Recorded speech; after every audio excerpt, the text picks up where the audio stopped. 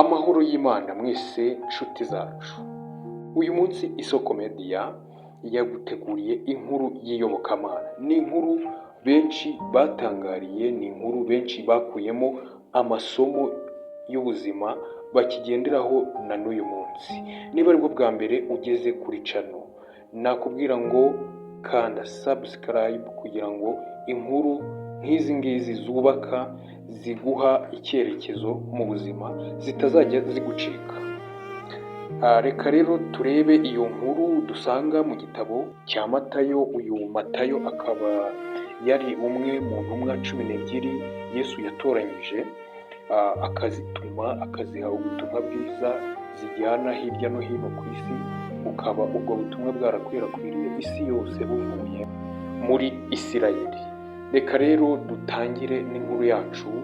Gusa mbere y'uko dutangira inkuru yacu, iri nakwibutsa ko ari ijambo ry'Imana tugiye gusoma.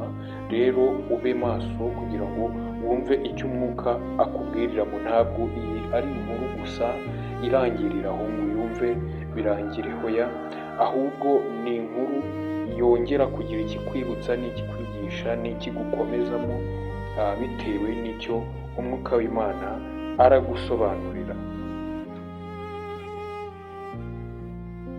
Reka rero dusome mu gitabo cya Matayo ibice 14 umurongo wa 6.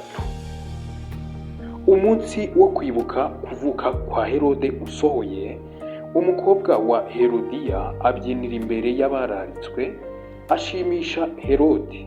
Nicyo cyatumye asezerana, arahira kumuha icyo amusaba cyose.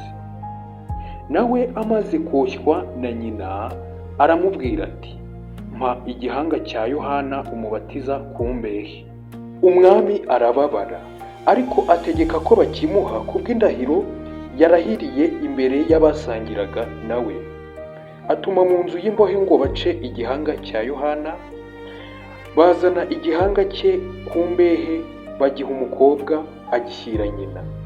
Abigishwa be baraza, bajyana umurambo, barawuhamba, maze bajya kubibwira Yesu.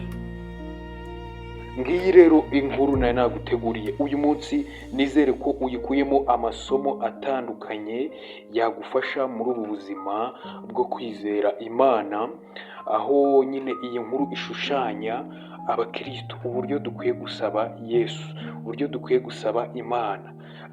Mu byo dukora byose tugasaba Imana imbaraga, tugasaba Imana ibintu bifite agaciro, ibintu bitazatwangiza ngo bitume tutagera mu ijuru mu bwami yaduteguriye. Ndabashimiye cyane rero.